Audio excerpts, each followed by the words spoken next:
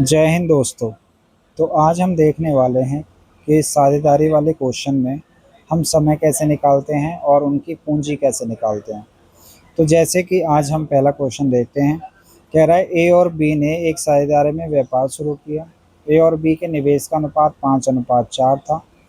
यदि ए ने 12 महीने के लिए निवेश किया और वर्ष के अंत में लाभ का अनुपात 15:8 था, तो बी ने कितने समय के लिए निवेश किया। ठीक है, बहुत सिंपल सा तरीका है। मैं बताता हूँ आपको कि ए और बी, इनकी मान लेते हैं पूंजी ने जो लगाई इन्होंने, वो लगाई इन्होंने 5:4 के अनुपात। समय जो लगाया इन्होंने, ए ने लगाया 12 महीने के लिए, इसका मुझे पता नहीं है, लेकिन मुझे ये पता है कि इनके जो लाभ का अनुपात है वो क्या है, वो 15:8 है।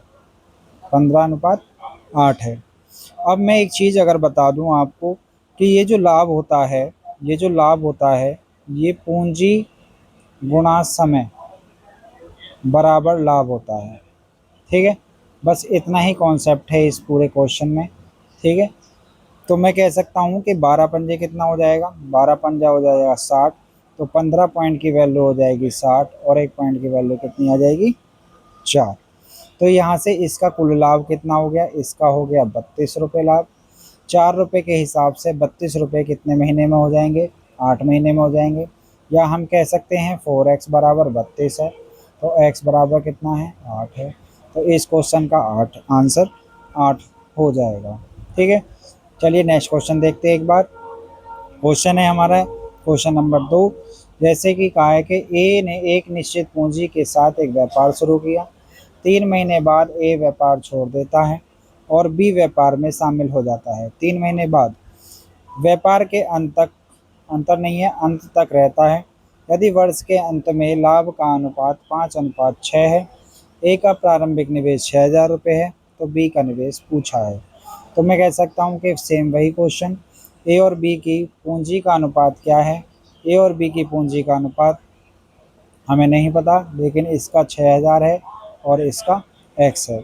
इस समय की अगर बात करें तो समय सीधा सीधा है कि ए ने जो लगाया था वो 3 महीने बाद अपना व्यापार छोड़ दिया, तो 3 महीने के लिए इसने व्यापार में लगाया और बी भी व्यापार में शामिल हो गया। बी क्या हो गया, व्यापार में शामिल हो गया। और वर्ष के अंत में तो 12 में से 3 महीने बाद बी आया है, तो बी ने कितने महीने के लिए लगाया है, 9 महीने के लिए। अब यहाँ पे आ जाता है इनका लाभ का अनुपात। लाभ है इनका 5:6। ठीक है, तो अब यहाँ से हम समझ सकते हैं कि ए क्या नाम है, मैंने बताया था पिछले क्वेश्चन में पूंजी गुणा समय बराबर लाभ। तो मैं कह सकता हूँ कि 5 पॉइंट की वैल्यू जो हो जाएगी वो 12,000 गुणा 3 हो जाएगी। 1 पॉइंट की वैल्यू कितनी आ जाएगी, 12×3=3600 हो जाएगी। तो मैं यहाँ से कह सकता हूँ कि बी का कुल लाभ जो वो है वो कितना है, 3600 गुणा 6 है। अब मैं कह सकता हूँ कि 9 × x, 9x बराबर जो है वो 6 गुणा 3600 है। तो x बराबर क्या होगा, तो x बराबर हो जाएगा हमारा 2400 रुपये हमारा हो जाएगा। सी इस क्वेश्चन का सही आंसर हो जाएगा। अब एक क्वेश्चन आप कमेंट करके बताएंगे इसका आंसर क्या होगा। इसका मैं आपको दे देता हूँ ये वाला क्वेश्चन। ठीक है, ये वाला क्वेश्चन है, ये आप कमेंट करके बताएंगे। ठीक है, या फिर एक काम करिए, आप इसे रोक के पहले सॉल्व करिए और फिर उसके बाद इसका सॉल्यूशन देखना, मैं ही बता देता हूँ। ठीक है, बहुत सिंपल सी बात है। तीनों चीज़ हमने समझी, अभी 2 क्वेश्चन हमने समझे। अब हम तीसरे क्वेश्चन की तरफ बढ़ते हैं। तो ये कह रहा है कि 3 साझेदारों के लाभ का अनुपात 5:। अब देखिए यहाँ पे होती थी पूंजी, यहाँ पे होता था समय और यहाँ पे हो गया लाभ। अब इस बार लाभ का अनुपात दे दिया, क्या दे दिया, 5:7:8 दे दिया इनके लाभ का अनुपात। इनका धन क्रम से समय के लिए दे दिया, इनका 14 महीने के लिए लगा है, इसका 8 महीने के लिए लगा है और इसका 7 महीने के लिए। ये मुझे नहीं पता।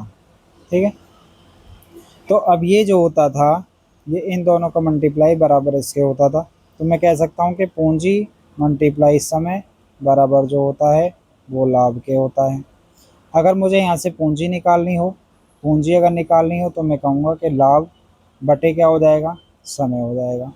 तो बटे में हम समय रख देते हैं, इसको नीचे ले आएंगे तो 14, इसको नीचे ले आएंगे तो कितना हो जाएगा 8, और इसको नीचे ले आएंगे तो कितना हो जाएगा 7। अब इसको सॉल्व कर लेंगे, एलसीएम आ जाएगा 56, 14 चौका 56, 8 सत्ते 56 और 7 अट्ठे 56, ये कट जाएगा तो आ जाएगा 20:49:64। ठीक है, ये इस क्वेश्चन का सही आंसर हो जाएगा।